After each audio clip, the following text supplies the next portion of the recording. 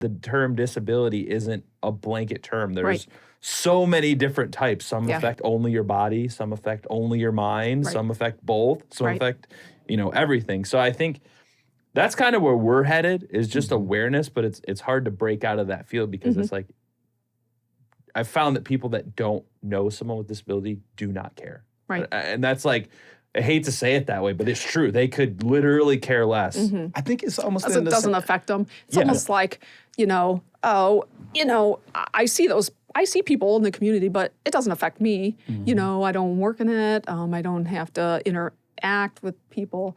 And I think sometimes people are, I don't know, intimidated, afraid. Yeah, I don't know. But I think you're absolutely right. Yeah.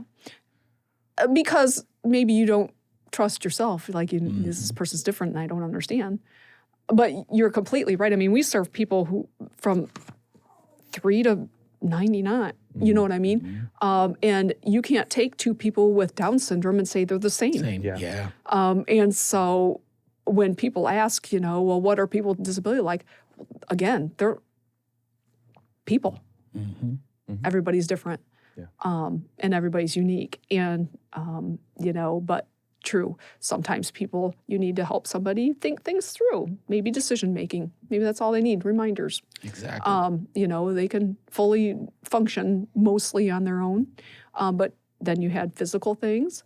And a whole host of other things. Hey everybody, this is Tony. And this is Paul, and we're coming at you from the Friends for Life podcast, where we discuss the ongoing lives and issues of people with developmental disabilities to spark positive change in the field. And we have a lot of fun doing it.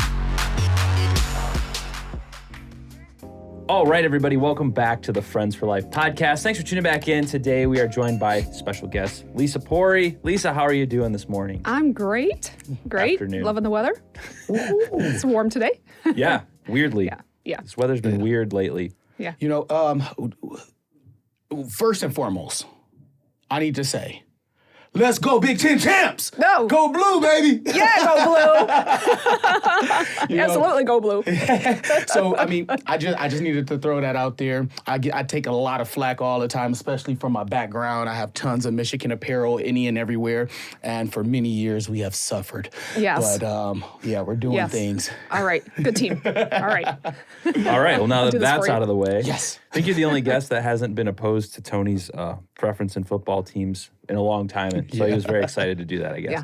But Lisa, how did you get involved in working in the disabilities field? It's not, all that common for someone to find that path and to get down that road of working here. So what did that look like for you coming into this? Well, I kind of rely on fate and faith. And it took me somebody asked me that many years ago, and I really had to think about it because, sometimes you think you're going one direction and you end up another, and that's kind of been the case for me. I can remember back to when I was very, very small in school, and I relate it to experiences, right? So I just remember on the playground there was a girl who, she was climbing those monkey bars, those things that are difficult for all of us to climb and hang on to. And I noticed she had one arm. Whoa. And so I was very just intrigued by that and her ability to still do what everybody else was doing in that capacity. Okay, so that was number one. I was like 5, you recognize the visual things. And so we were friends for a while until I had to move. And then there's other small experiences like that just that have happened along the way. And I think by happenstance, as I was going through my work field, I was in human services, and I worked for a local organization with homeless families here in Toledo. And I had a lady on my caseload with cerebral palsy. And she had a family, and just navigating some of those, navigating barriers with her on housing and homelessness, and her trying to raise her kids who also had babies.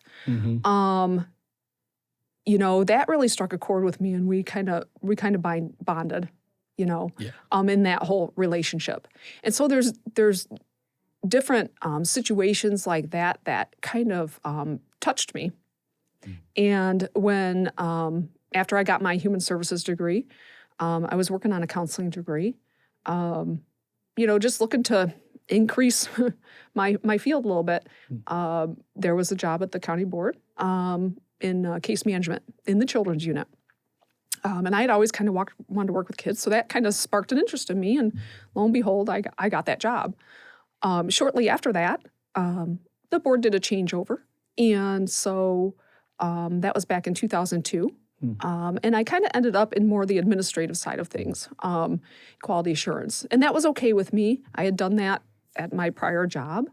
And I always kind of wanted to feel that bigger impact on a bigger level. Gotcha.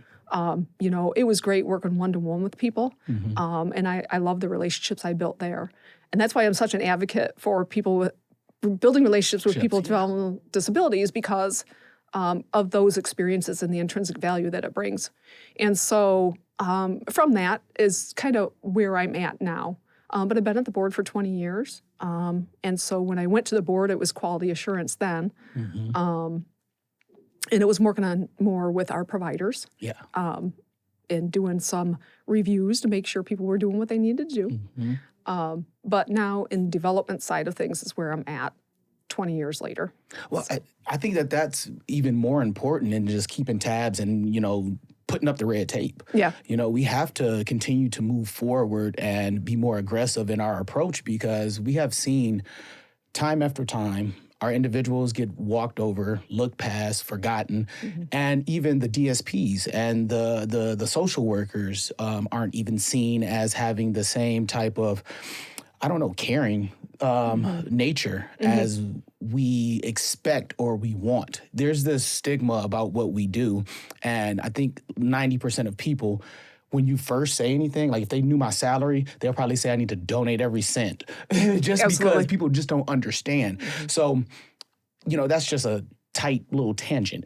But how do you see agencies and provider relations changing in the last year, especially after we don't use the C word anymore, but after that couple of years of a very tough time? I mean, are you seeing anything specific? I think so. And we've continued to see this shift, I think, over the past couple of years to where we are now. I think when I started, there was a smaller pool of providers, and so there was much more of this competitive nature, right? There were so many people to serve that had waiver services, and there was more of a competitive nature. There's still some of that. But I think specifically in the last couple of years, we are seeing more collaborations between providers in the community, more collaborations between the state departments across DD systems to come together and focus on, of course, the people we serve, but in a way that's collaborative in nature. There are so many people in the community that need services. And need a variety of services. And providers can collaborate on that, and you find your niche, right? Tony, you've done that. So you kind of find what you do well and do it well. And not focus on, oh my gosh, I got to compete against XYZ provider. For example, like the ADS, like that was a big thing. It's like once all the agencies started up and going, they realized, oh, I can have an ADS, I can have transportation. It's like everybody and their mother was doing it. And it was no, like you said, specific, no niche to what they were doing. Yeah. And so we might have a pool of providers who kind of are certified in the same thing, but you guys kind of have different cultures and you do it differently. And of course, there's the rules and regulations that guide you on what you need to do. But the way you do it is kind of within your perspective and your service delivery. And so that's what's nice about our provider community is there is a lot of choice. And that's, of course, what we want to keep. But we also want to keep our network strong and dedicated. And having staff, a staff base, is certainly that challenge to do it, right? And again, going back to that intrinsic value of what working with a person with a developmental disability can do for them personally and professionally. And so it comes from kind of the bottom up, I think, Yeah. And then sometimes, from the top down. But the collaborations are important. Very much so. So in 20 years of doing this, you've probably seen a lot of things change. What's some of the most significant changes you've seen over that time period? Because most people that we've talked to have been in for either a very short time or a very long time. So it's always interesting to get that perspective of 20 years, significant changes through that time. Yeah. Well, like I said, some of the changes were when I started 20 years ago, there was just this minimal pool of providers.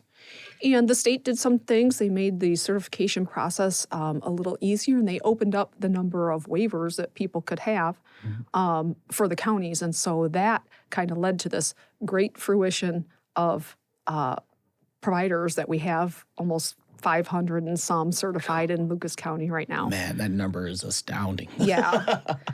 So that kind of led to that huge change. One sec, is that agency providers, or does that That's also all include independents? Agency and independents, yeah. Sorry. And so the changes in the way the state made the funding available was a big change. The last 5 years, I'm trying to remember, the county board we had programming inside the county board. We had adult day support, and we served seniors years ago, and children directly. And so while we still do services for children, it's kind of a support service. It's not a direct service. So the state kind of made some changes that said county boards are administrative and we need to do oversight. So we are no longer doing direct service in the way of adult day services because we have so many providers like you who do it. Yeah. Right? Gotcha. And so that's been a huge change. If I could, though, I have to play a devil's advocate sometime. Do you think that that's also creating a disconnect from the county board side? If you're stuck in this, because I've seen it in my company. Just even in myself, when I was not out in the field as much, I was disconnected. I was lost. I'm sitting here and I'm mad at staff about stuff that's completely understandable on how they felt or acted, how they did, but it wasn't within the scope of how I would have done it. So it's more of a like, am I better than you, quote unquote? I guess I don't know, but do you feel as if there's any kind of disconnect when it comes now to that direct care? I think it comes down to the perspective and the experiences that people have from where they're at. I got you. I didn't mention this earlier, but I did direct care years ago before I got into management. I started, and that was another experience that I didn't directly say. When I was younger, I did a day program with one of our local providers. I started a day program, and then I did some residential care and then ICF for a while. And that was another huge piece of wanting to advocate for people.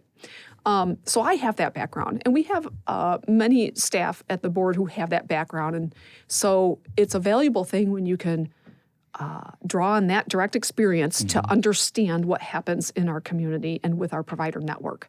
And I think it does create the different perspective that kind of dissolves some of that Gotcha.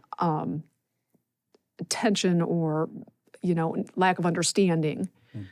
But honestly, we have staff who haven't been there, right, at our board. And so I think it's partially the responsibility of those who have worked it to advocate. It's a relationship. And we need to have that because without providers, we can't do what we do. Yes. So we have to have some trust and some respect. And trying to work together for the benefit of the people we serve. And sometimes there's difficulty in doing that. People might have the same goal, but there's different perspectives. Yep. I know you have DSPs who are passionate about what they do, and they work directly with a person. And sometimes we might have people who, because we're not in the day-to-day, maybe we need some work on understanding.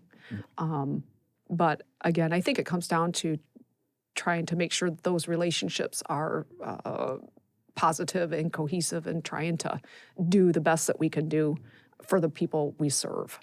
And certainly, be open to feedback and conversation, difficult conversations sometimes, helps that relationship grow. Definitely. Yeah, and so you have been doing a lot of outreach in the community lately, schools and things of that nature. Seen you and Tony do presentations before. Right. So what is that working? Do you think that that's making some ground up on, the shortages in workers? Or, I don't know, do you think it's inspiring kids to maybe take this route as something to do when they graduate, start getting into college, or maybe trying to figure out what they want to do when they get older? Because I think it's hard. I don't know if we're still in that phase where everybody was for a long time, like you can't get anybody to work. I don't feel like it's as bad as it used to be. I haven't been hearing about it as much as maybe last year. Right. But have you seen any kind of traction getting gained in that route? Because it's hard especially with kids. I didn't know what I wanted to do until I was in my 30s, and I barely know what I'm doing now. I think we're doing some other things locally to, help support retention efforts. In the long term, we don't know what the impact's going to be yet. I believe, though, that, you can always plant that seed. And that's kind of what our goal is for the long term. It certainly doesn't hurt, right? Does it impact right now? I mean, we have tried certain things like provider fairs, in job fairs. Our younger population doesn't seem to be going out to those events anymore. So that has not been hugely helpful. Us going to schools and out into different settings to have those conversations, I think is more beneficial. And then it's, how do you have the conversation? Trying to change it and find something that relates for somebody. I do know that when we talk to students, especially the younger ones, sometimes they don't know what they want to do. And sometimes they have this lofty idea in their head. Yeah. As they move down their path, of course, they're more directed at viable careers, hopefully within the school system. And then certainly when they're at the college level, they have more of a direction on where they're going. And we've had people interact and say, well, I'm going into this field, or I'm going into that field. And so they come in their mind kind of negate that this field could have an impact for them. Right. And so our language is simple when we talk to students now. When they ask us what we do, it's like, we need staff who can help an individual with developmental disabilities live life like you and I do. And they understand that. Yeah. Right? Wow, that's a good way I need to start utilizing that. So we tap into, hey, what do you like to do? Well, hey, people with developmental disabilities like to do same things. And sometimes, this is funny, when we were at a recent school, we have kids who, they have a broken foot, or they're coming to boot, and I say, hey, what happened? And I'm like, life is a little bit harder, isn't it? And so I can tap that experience and say, hey, so we're talking about people with developmental disabilities. Now you understand, maybe if somebody has a physical disability, how much support they might need, and how much harder it is for you, and how much help do you need to ask for? Well, they might need help too. And so it's, for kids, it's making that connection. And I know, Tony, when we went to, out to the school we went to, I don't know if I can name names, but anyway, we were Swanton, yeah. Oh, is that we were Swanton at Swanton Elementary? Elementary. Young kids. You did an activity, I think, which was very helpful to get them to understand what a person with a specific disability might experience. And so we did the same thing. We talked about, living life with a disability, what that means, and then how it can benefit your career moving forward. Like I said, I was a DSP. I'm not a DSP now, but I certainly understand the work, and it's led me to where I'm at now. And I can help providers, understand what they need to do a little better. and build relations and that kind of thing. But so it helped me get to where I'm at. Yeah. But we need people who can understand, when the kids said, well, I'm going to be a lawyer, or I'm going to be, a nurse, or I'm going to be a doctor, or I'm going to be a dentist, or I'm going to be, whatever. At some point, they're going to have people with developmental disabilities in their system, whatever that is. Yep. And so we say to them, this will help you understand the population better, build relationships, certainly, first and foremost, help somebody maintain their health and safety, right? And so you're helping somebody, you're getting something back, and you're learning an experience that will help you down the line. Yep. Maybe you don't stay in it, but you have a different perspective. And we need people who understand disability law. That's right. For rights for people with developmental disabilities. We need good dental care for people with developmental disabilities. How hard is it for them to go That's exactly to what I was thinking. dentist sometimes and do all the things that a dentist wants them to do because of, medical care and all of that. So the more people that we have who at least do the work for a little bit and understand the population, the better our world will be when people access those services. And so whether they come to work, for Friends for Life or not, wherever they work with people with developmental disabilities will benefit them later. And so in a quick nugget, we do that when we go to the schools. In the few minutes we typically have with people when they stop by the table. So back to your, long term, hopefully it plants a seed. It's so nice, and we don't always get that feedback. We don't always know years later. Although, Tony, if you remember the letter that he shared with me, one of the students wrote after we did that speaking engagement about the impact that had for him. And so, does it have an impact? Yeah. Okay. Yeah. I've been noticing this confusion when we talk about disability and our roles, because, for example, my son just broke his wrist, my 13-year-old, for a second time. But he was in the car and he was trying to put on chapstick.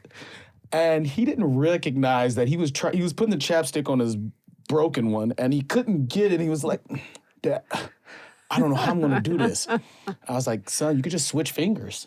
Yeah. He said, oh. And he just switched hands and use it.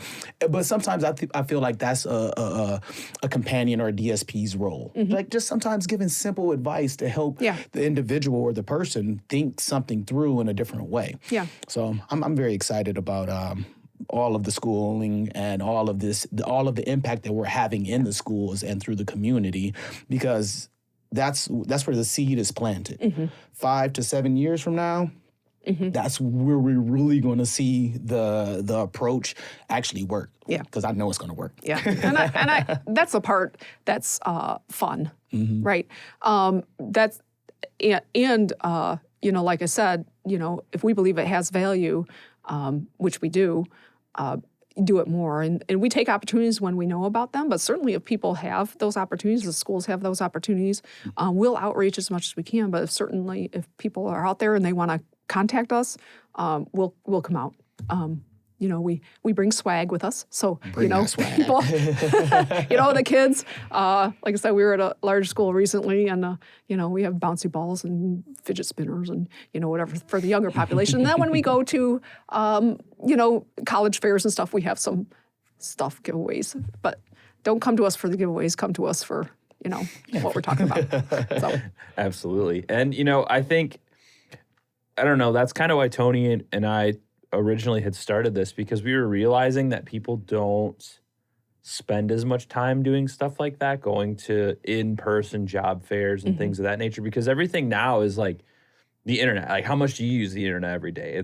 For me, it's a continuous thing. Like how do I do this? What do I do this? And I think a lot of kids are starting to realize that they can make money just doing stuff online in a lot of different ways. Yeah.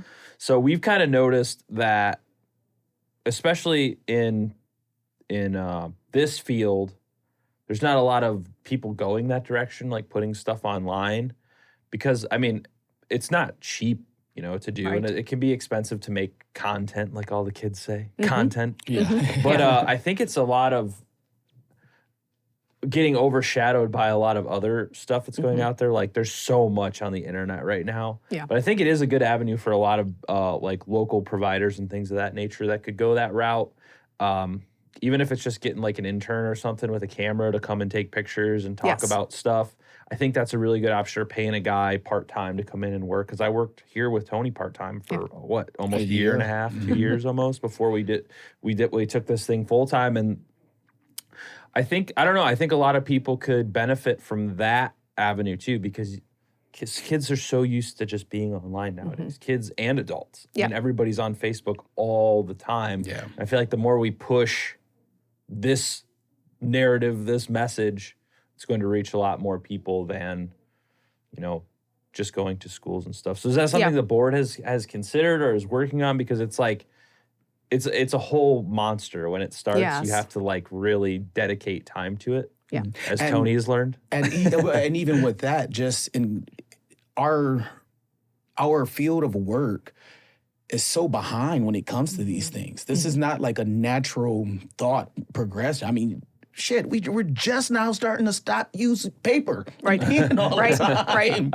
Like, it's crazy. Right. But yeah, what's the board doing on that end? Well, first of all, I mean, I think it's, like you mentioned, Paul, good for providers when you can to utilize technology to, support the idea, market the services that you do, because it promotes what you're doing in the community. At the state level, they had some commercials and things like that throughout the state of Ohio a couple years ago, which I think helped.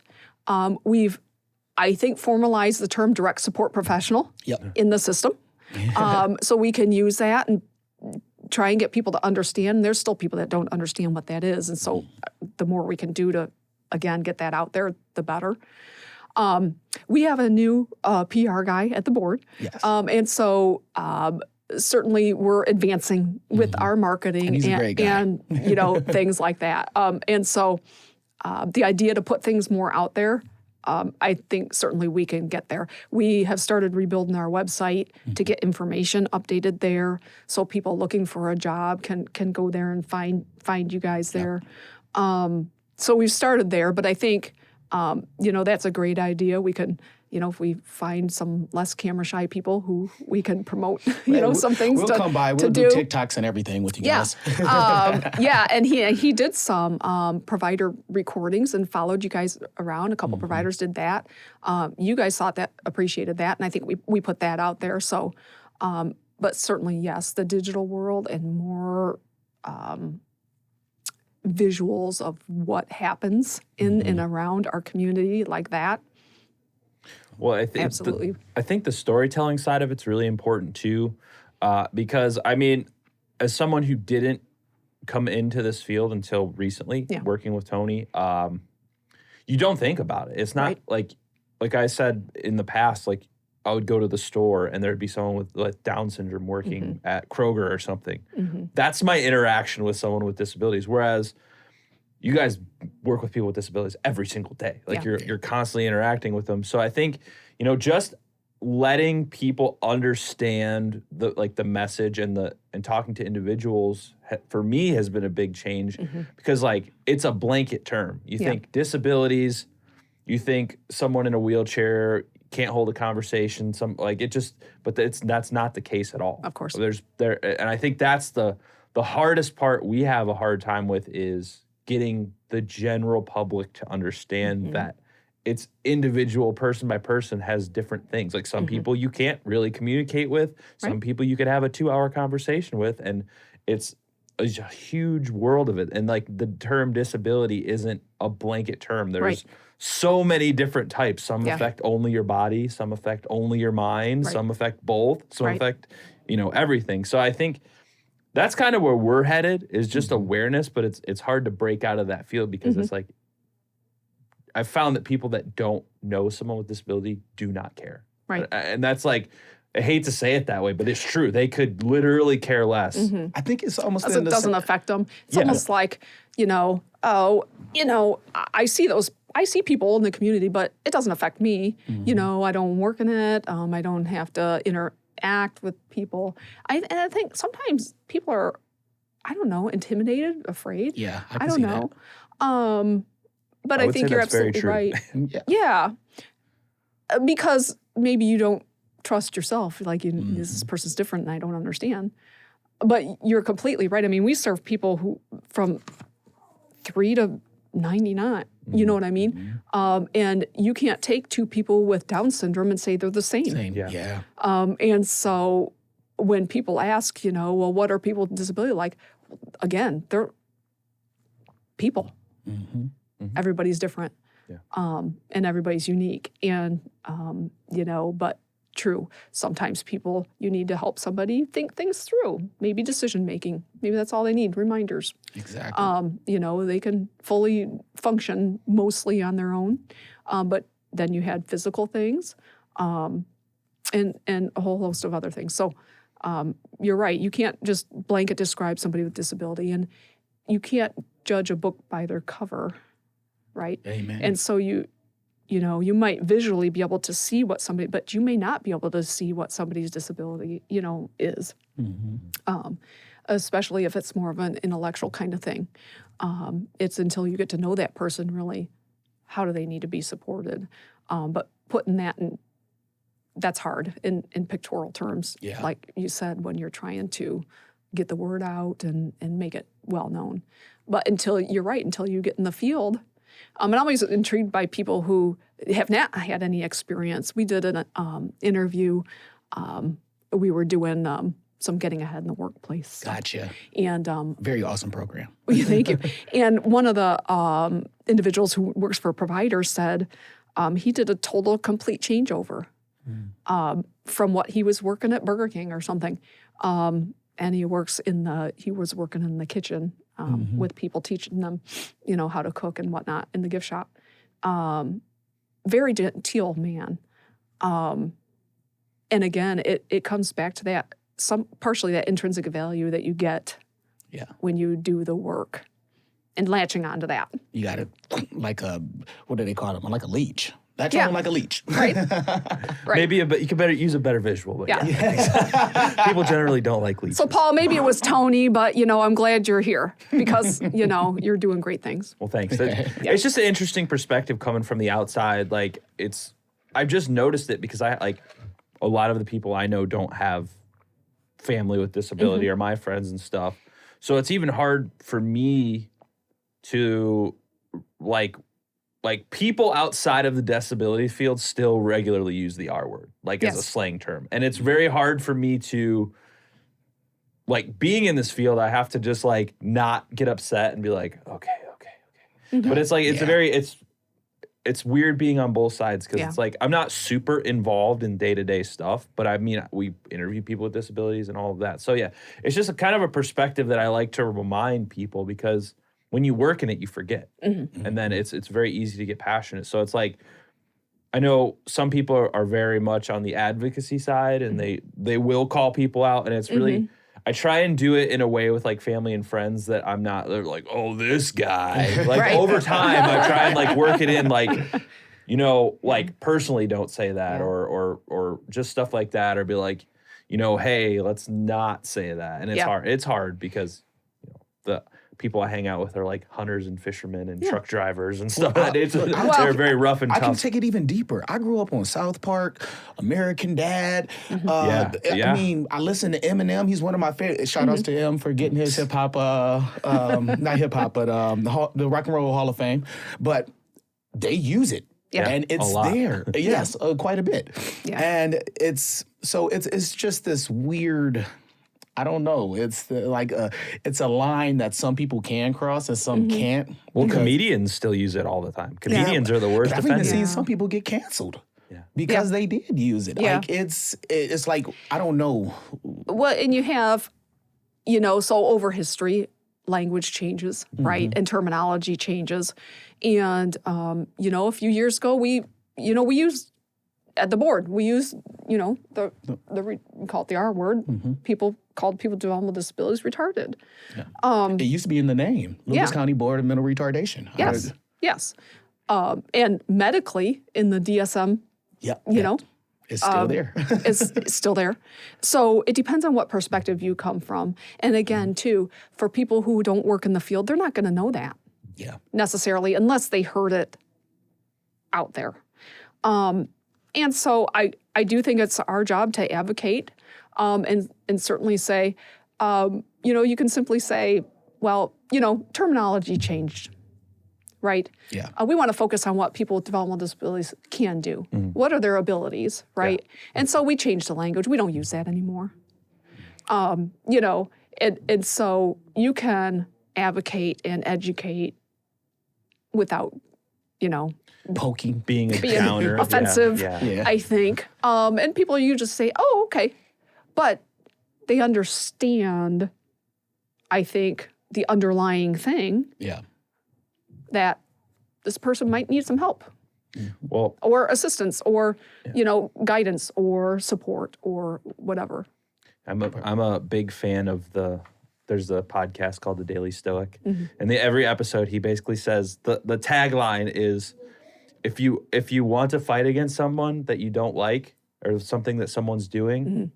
The best thing you can do is not be like that. He says that very often. He's like, you can argue, you can fight, or you could just live a life where you don't do that and lead by your example. And I think that's the best way to go about it. Like, don't be like the person that you don't like. Yeah. So that's what I try and do. And nobody's perfect. We all screw up. So it's very much cool to get everybody's perspective on that. But I think we're at a good point.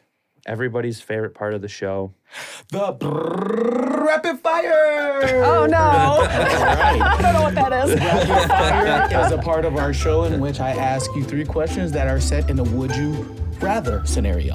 Oh. So you're going to have to do it as quick as possible. Okay. But sometimes I draw it out. I don't know. Here we go. So would you rather, number 1, eat one spaghetti noodle through your nose or drink a jar of anchovies?